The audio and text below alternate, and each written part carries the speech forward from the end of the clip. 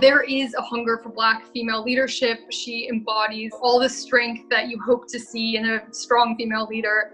There's just a lot of excitement around her nomination. Kamala Harris is a freshman senator from California. She has a long record as a prosecutor.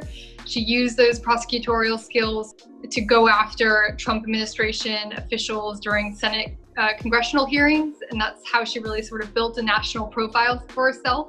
I think you've made it clear that you've not looked at the evidence. We can move on. I think you've made it clear, sir, that you've not looked at the evidence, and we can move on. I do want you to be honest. I'm not able to be rushed this fast. It makes me nervous. Have you had any conversation about Robert Mueller or his investigation with anyone at that firm?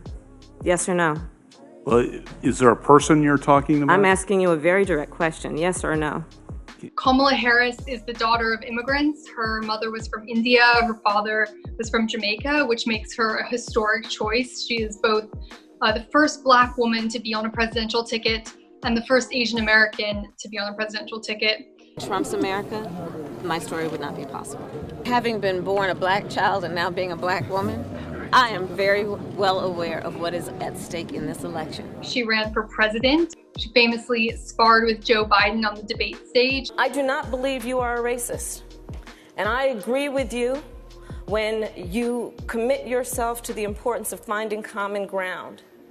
But I also believe, and it's personal, and I was actually it was hurtful to hear you talk about the reputations of two United States senators who built their reputations and career on the segregation of race in this country.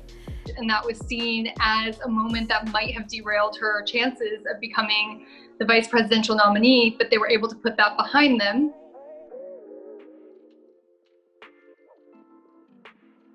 Biden will be the oldest president ever elected if he wins in November. Kamala Harris, she adds a sense of youth. She's a sharp debater, which is in contrast to some of Biden's more rambling tendencies.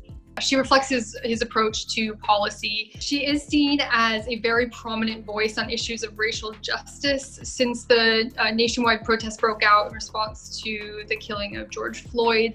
She's been very vocal in the Senate, pushing for police reform and criminal justice reform. Black lives have not been taken seriously as being fully human and deserving of dignity.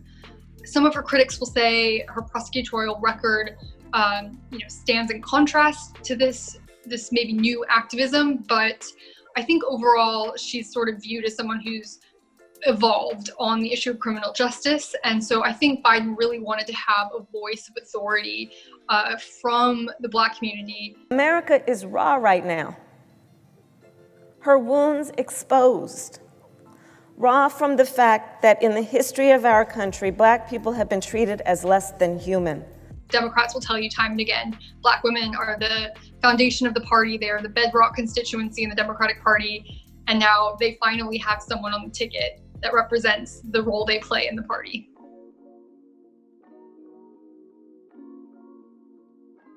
Harris is young, she's dynamic, she looks like the future of the Democratic Party. It's diverse, it's led by women.